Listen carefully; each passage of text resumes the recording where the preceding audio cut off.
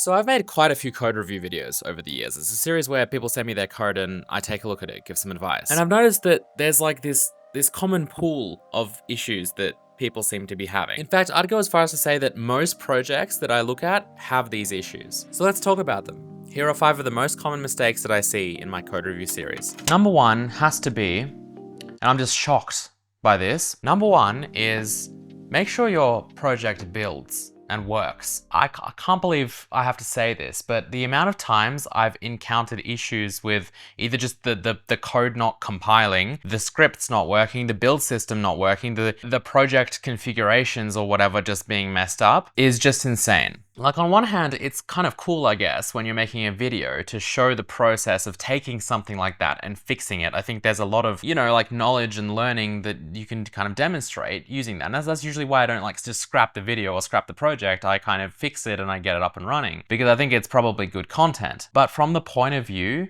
of the person submitting this, it just blows my mind. And it kind of just turns the series into... Hey, what's up guys? My name is Cherno. Welcome back to another episode of Cherno Fixes Your Code. I'm in code review. This is the code review series, right? I think this goes without saying, but you have to make sure that whenever you submit code anywhere, whether that be to me, to someone who you want to review it, or I don't know, maybe you're trying to get a job and you've got like an interview, or you're trying to brush up your resume and have some projects on GitHub, like you just have to make sure that they work. We'll dive in and take a look at the code. Exception thrown. Nothing ever works. Okay, well, let's go ahead and fix this. Probably tried to be open, they didn't work. I swear, if someone sends me another project that doesn't work. Okay, so it looks like we are gonna have to fix this. Let me try run it through this. Okay, so we get failed to find suitable memory type index. Yes, of course, this can't just work. Why would it work? It was sent to me for a code review. I think I summed it up pretty well in this episode. I've said this before, and I will say it again. Your job as a programmer, and especially as a programmer of a small application that you are submitting to someone who's going to either give you a job or not based on the code and the project you have there. Your job is to make this basically non-existent. Like, just run a script and you're done. A one-click build. Just compile, build this project for me without me having to do anything. I just want it to be ready for me to use because I don't have time. I have 100 people who have submitted me all of their different various projects. If I get as far as like, okay, this guy's actually doing pretty well. I don't mind him. Resume looks pretty good. He's got some experience. Let me just quickly just run through this project, see what it's like. I see this. I'm like, all right, back of the line. Let's see what else has been submitted. Because for me to spend any time really at all trying to figure out how to get your project building, putting friction between the interviewer and what he wants is a really good way to get him to just brush you aside. Because again, when you have so many applications, when you have so many people who really, want jobs and are willing to kind of apply to all of these different positions, like you're trying to get the interviewer to like you. You need to get your build system figured out. One-click builds. That means that I run a script or whatever. Maybe I run CMake to generate project files. I open up those project files, I build the project, and I run the project. That's it.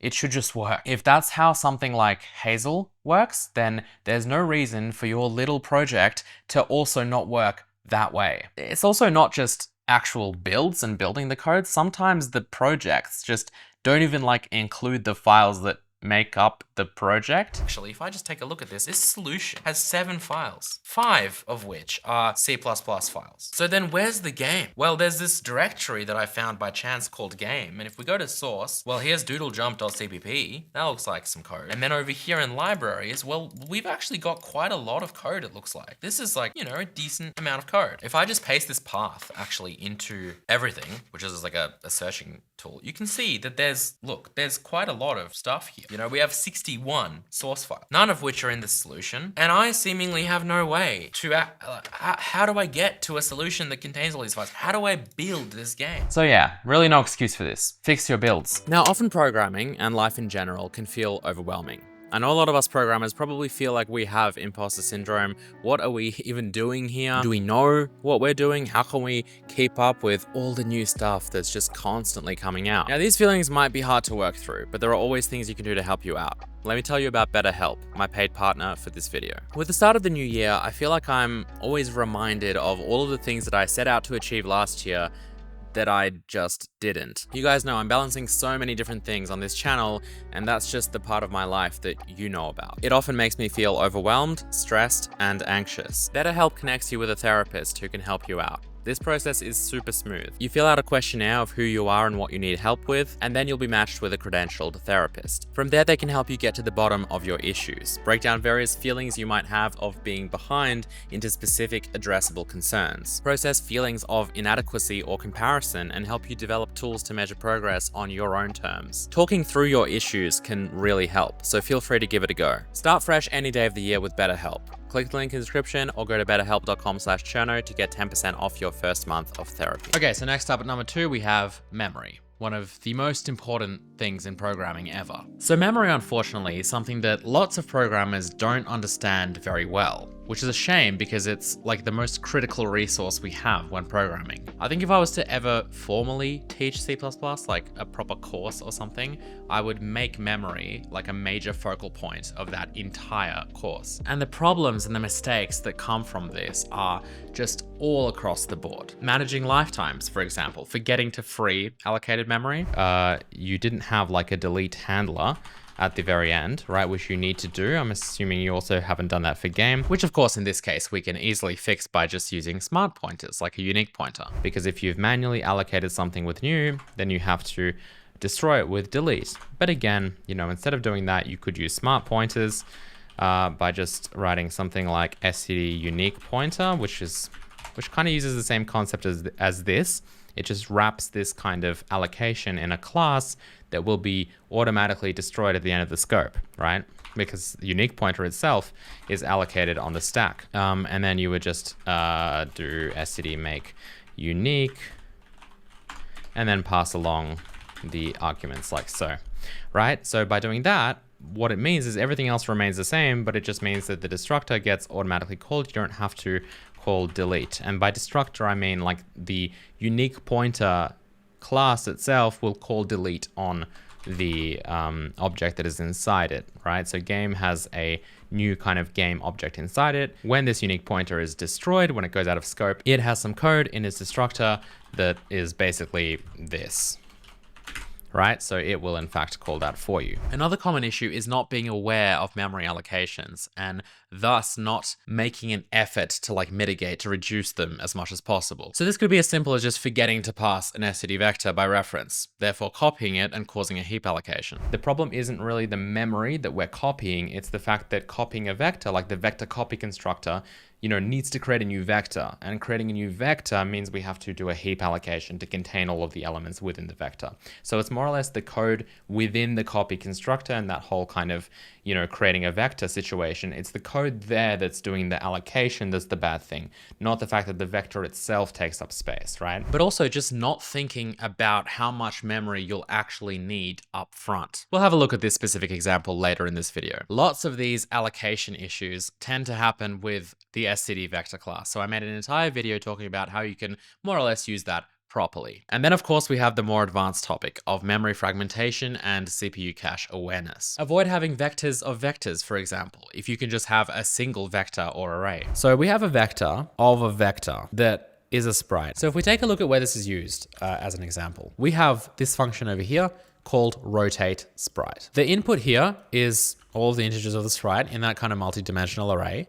And then the output is also the same thing. And so what we have to do is we have to loop through the two dimensions like this, and then apply them back into this after we've done the transformation. That is technically a memory nightmare. That is very wasteful because we could do exactly the same thing with just a single dimension array. So what I'm talking about is you don't actually need to have two of these. You can just have one of them.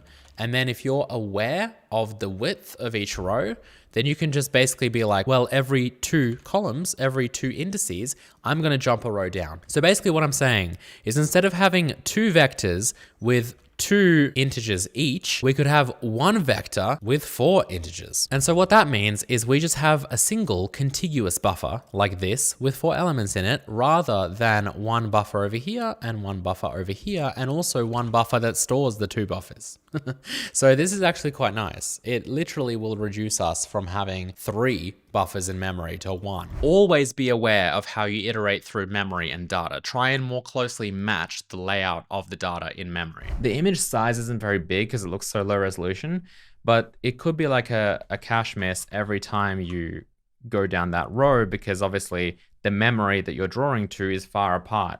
It's not close together like it would be if you were doing start x equals I. Having collections of pointers is also something that I see frequently, like for example, a vector of unique pointers. And of course, I'm specifically talking about pointers that are pointing to arbitrarily allocated blocks of heap memory. Doing this creates memory fragmentation and lots of random memory access. You should prefer to allocate memory on the stack or use something like an arena instead, where the memory will actually be close together. Have a go at playing around with what I said in the first episode of this trilogy with regards to memory. Just test it out for yourself. Try and move things away from necessarily being pointers to discrete kind of separate allocations of heap memory.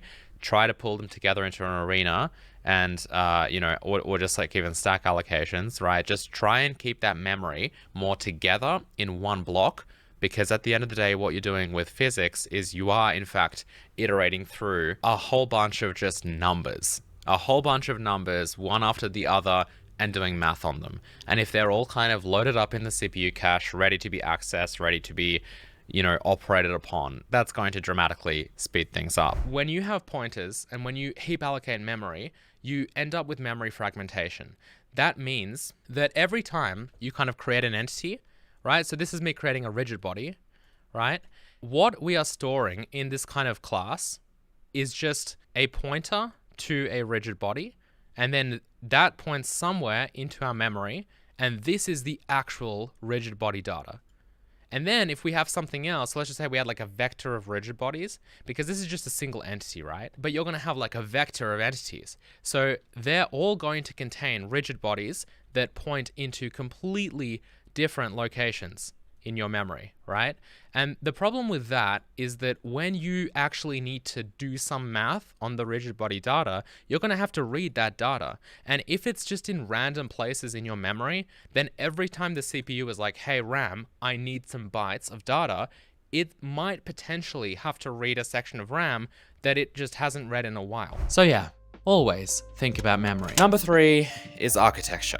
And not even in like a complex, deep sense, just basic stuff. I think the gist here really is just to keep things simple. Adding complexity where it's not needed is just a huge downfall. Always ask yourself, am I doing things as simply and as clearly as possible, or am I adding complexity that probably doesn't need to be there? Writing complicated things like game engines actually comes down to simplifying as much as you can, because the existing natural complexity of what you're working on, that will organically grow to just massive heights. And so I think being a good, experienced programmer a lot of the times really is about trying to keep everything as simple as possible. Because believe me, if you blow out things like this, then you're just not going to be able to scale. Like, you will not be able to scale well and still keep all of the moving parts working. I literally spoke about this at a conference recently because I just think it's so important. I just want you to remember, like, this is a really important takeaway, to just make simplicity central to your design.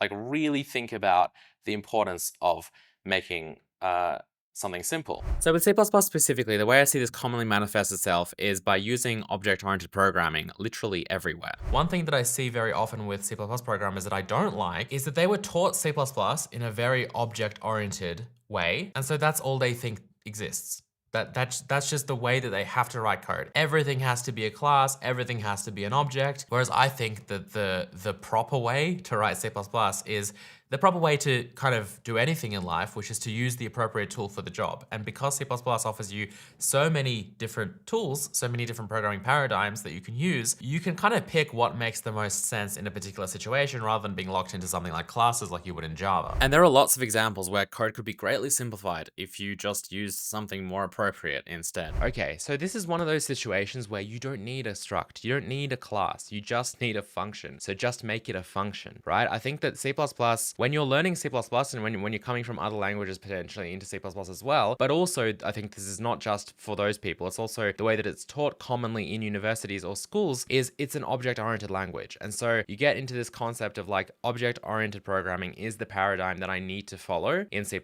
That's obviously not true because C++ is very flexible, but I think that it's important in the beginning to develop some kind of code style. And even if it is something that is object-oriented like this, I don't think that's necessarily bad for beginners because I feel like it's hard for me to actually talk about this because I started programming with Java, which is obviously a very object-oriented language. And especially back then, I don't know if they're adding more features now where it's like, oh, you can be a bit more flexible, but back then it was very strictly object-oriented. And so that's the way I learned. The way that programming made sense to me in the beginning was everything is an object, everything is a class, and that's how you manipulate data, basically. And that's how you structure your code and your flow, and everything has to be around this notion that everything is an object, everything is a class. I think in the long run, that's not good because that's a far abstraction, if that makes sense, from like it's far away from what the computer's actually doing and how computers work. But it's something that seems to make sense to people a little bit more, I think, than just programming in a more data-oriented sense, even though that's, you know, if you want to produce good code and fast code and code that is more compatible with the way that your CPU works, you obviously have to be more aware of how the computer works and how sometimes it's helpful to reduce abstractions and make things more data-oriented, essentially. Separation of concerns is also really important, otherwise known as just organizing your code. Try to build systems that do what they're supposed to and don't reach into areas that they're not responsible for. The resource manager, which is supposed to manage our external resources, literally stores a member, which is the selected region. Oh no. And I'm guessing that gets set when we want to load a region. Understanding the product you're working on is super important to be able to effectively design its architecture. In fact, even more so if you're trying to make it as simple as possible. Another great reason to do some research and planning before you start working on a solution. This doesn't make any sense because a game engine is actually two different applications, which again is why this single project here is just makes no sense. A game engine, at least this, like what I can see from this code, your game engine, the way you've decided to make a game engine is it has to be two completely different applications. There has to be the editor, which is this, like, I would like to open a project, please. This is clearly part of the editor, and so is all of this. And then, in orange, we have the engine, which is presumably going to actually run stuff. It could run the editor. The editor could be an application that the engine supports. The editor could be written entirely using engine runtime features. That's also totally fine, but nevertheless, it is still a separate application. And then we have this, which is kind of the core engine, or you could call it the runtime. And I see this sort of design all the time. Number 4, performance. Lots to say about this. First and foremost, let me just start off by saying that this is a little tricky to talk about because a lot of the time it just genuinely does not matter. Computers are fast, and lots of these projects that I reviewed, they just don't do so much work or have so much complexity or have certain performance targets where it's like super important for you to actually write highly performant code. However, the reason why I talk about this so much is because I think that always considering performance when you write code should really just be part of your code style. You might not be working on a particular problem where performance might matter at all. Because again, computers these days are fast. But if you're ready to kind of take that next step and become a better programmer, that's where you need to start thinking a little bit more like a computer and less like a human. If you had the option to write slow code or fast code and it would take you the same amount of time to write, which one would you pick? In other words, there's literally no reason to write deliberately slow code unless you just lack the knowledge or experience. Now, of course, sometimes optimizing something can take a significant amount of time, or it could add a significant amount of complexity to your program, and it might just not be required, which means that it's not worth it. But we're not talking about intense optimization here, just simple stuff. Literally, sometimes the difference between 100% CPU usage and like 0.5% might be a few characters of code. So now it's only allowed to run on that one core. So if we go to CPU 7, which is this one over here, you can see how that is just completely maxing out, right? So power usage is very high, and we are maxing out our CPU core that is running this. We have a thread fully occupied, doing nothing but checking for events. And then of course, if I was to close this, then suddenly this core is going to be able to relax. Okay, so how do we fix this? Well, might be more simple than you think. If we change poll event to wait event, which I happen to know is another SDL kind of function that will actually sleep and release the thread while it's waiting for events, and we run this again, that one little change, if we go back here, let's take a look at what this is saying now. And check this out, very low, because nothing's happening, right? And then if I should still be able to move and everything should still be fine. But again, very low, 0.1%. And then if we come over into our CPUs, then you can see that this is our Core 7. It's now doing probably other stuff because we are in fact doing pretty much nothing and we're using like 0% CPU usage, right? So that is a much better way to go than using 100% usage doing absolutely nothing. Another simple example is just to be aware of things like logging to the console. A lot of the time in programming, we do things that we would never consider to be slow. Why would they be? But they are. I noticed that the render thread was taking like 20 milliseconds, whereas it really should have been taking, well, no more than like maybe 3 or 4. And I was like, this was a game jam, 72-hour game jam. I was like, this is nuts. Like, I have no idea what the problem is, what's going on. And then I like opened up the console and it was just flooding every single render command, every single render pass, every draw call, because I accidentally had my renderer logging set to trace, which is like the kind of log everything level. Once I disabled that, we went down from 20 milliseconds to like 2 milliseconds. From 20 to 2, crazy. So just always be aware that logging is very slow. It's much faster, for example, to just write to a file than it is to write to the console, which is crazy. Now here's a deeper, longer example of how we can take a relatively simple function and optimize it by dramatically reducing the number of memory allocations. So what we've done here is we've created a brand new vector, we've heap allocated the memory, and we've copied every element from the cells over into that freshly allocated heap block of memory every single time we ask for cell positions. And asking for cell positions is obviously something that sounds like you would be doing pretty often, right? So every time you need to check if the block is outside, you need to get the cell positions. Anytime you need to check if a block fits, you need to get the cell positions. And so what's happening every single time is you're doing all of these copies. What you've actually done here and what you want to do here, because this doesn't need to exist, this line at all, is you're just trying to alias this. So instead of you then, because tiles is used once over here, instead of you writing this, which is perfectly acceptable, you've decided to make it its own variable, presumably just because it tidies up the code a little bit, which is fine. You can do that. You're allowed to do that. But just stick this little character here.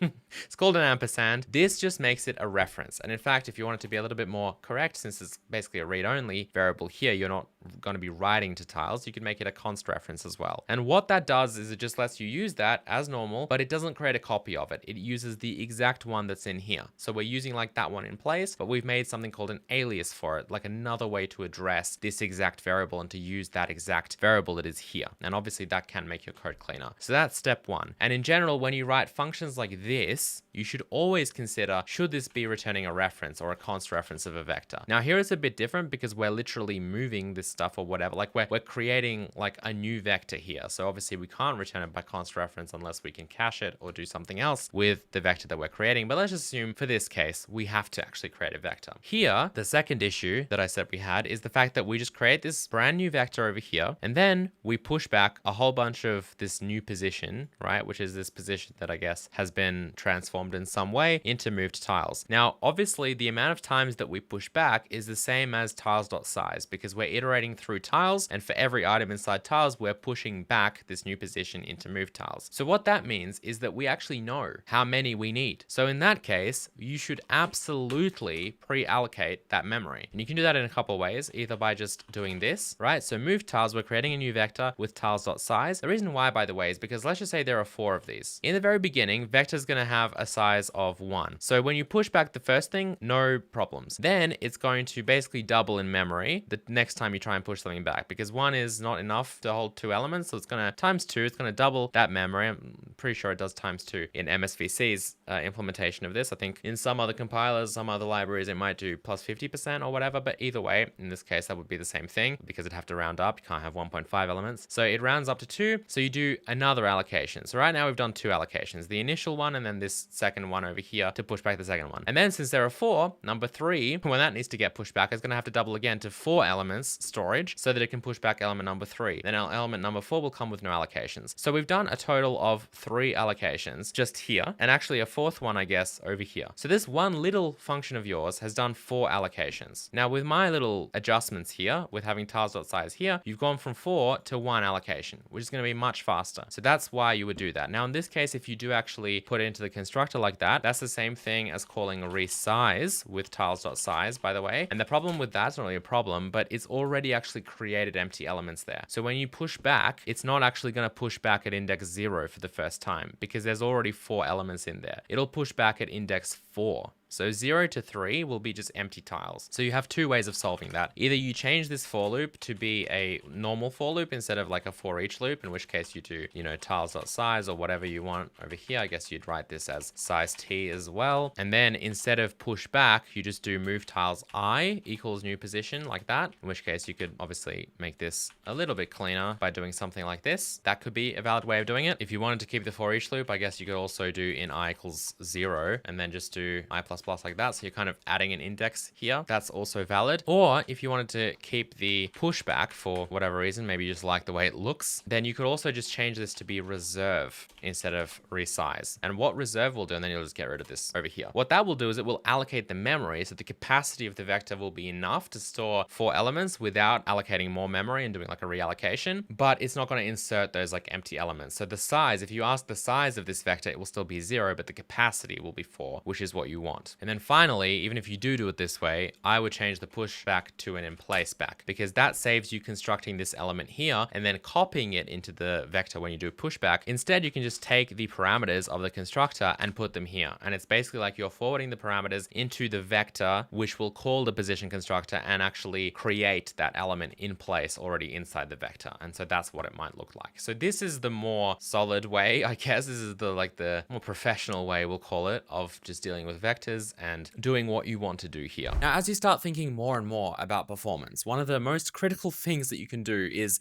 to test out your theories. Run your code. It's very easy to speculate and just say that, oh yeah, this would be much faster, but without you actually running it, all of that could just be meaningless. You need to make sure that you investigate, that you actually time how long it takes code to execute on your target devices. That can really teach you a lot. What I want to point out here is this is what you do though, right? You don't just make assumptions like, oh yeah, that'll take a few 100 milliseconds or 50 milliseconds like I just did. Instead, you grab a timer and you actually benchmark it and you actually see, okay, is this a problem? Because you could spend a lot of effort engineering this differently, right? Like we could have the resource manager cache all of this or have some caching system. We could maybe decide that we should like put all of these individual flags into one, like sprite sheet, texture atlas, so that we can just load like a single file. We should maybe have our own texture format, that isn't PNG and isn't potentially compressed. This could be not compressed, by the way, which is maybe why it's taking less time. They're also pretty low resolution images. I think maybe they're 50 by 30 pixels or so. It's probably about right. But anyway, they're pretty low resolution images as well. Wouldn't take too long. We could spend a significant amount of time making this faster, but the question is, do we need to? And unless you're doing it just for your own enjoyment, like, optimizing it, making it as fast as possible, and for your own learning experience, it's better to just check. It's better to should just be like, okay, is this a problem? Clearly not in this case. So we don't have to worry about any of this. We don't have to worry about, oh, but we have to recreate the menu class. If we go back to the menu, which means we have to load all of these images again, that's clearly not an issue unless we expand this to have like 10 times as many flags, which even then would maybe take like half a second to load if it scales linearly like this. So yes, performance and adopting this kind of performance-oriented mindset into your code style is super important. And finally, number 5, code style. This refers to writing nice, clean, beautiful code with consistent naming conventions and using comments properly. Yeah, we're really doing this. Groundbreaking stuff, I know. Kind of like number 1 on this list. You know, people sending me projects that literally don't work. I can't believe that this is such a common thing and this needs to be said. You know, this is a very interesting code style, right? Like literally every single style has been used here in terms of function names. Like, I mean, literally, like we have this, I don't even know what this one's called, this kind of snake case, but then with the capital second word letter, like get. We have this kind of, I think Pascal case is what it's called. It's very like Microsoft style. We've got this one, which again could be, I guess, snake case. Then we've got this one, which is camel case. We've got them all. we've got them all. Input formatter is another example of Pascal case. So I don't know why. Just stick to one and just use it. Very important because I don't know. It just kind of seems like this should be the easy part of programming, you know? And comments. Comments exist to provide additional information, not reiterate what the code is already saying, considering we write code in English. the code is self-documenting to a point, right? Init game systems, initialize game systems, cleans up games. This is just noise at this point, you know? None of these comments need to exist. This makes perfect sense. And I think that, you know, outside of like a university assignment, which I don't know if this is or not, but outside of that, it's just not necessary to have anything like this because the code is self-documenting. You know, to help read and understand the code more quickly. One thing I want to mention about this code so far is that it would have really benefited from some annotating, right? You used comments a lot before in places that maybe are like a little bit meaningless, but then over here, you know, where like check for promotion or whatever, you don't have anything like this. So you really should use comments more like this, right? Because this code is a little bit, it takes a second to understand. So yeah, seems simple, but that's kind of the point. If you can't get this right, then what kind of impression do you think this is going to give someone reviewing your code for a job interview, for example? Disappointing.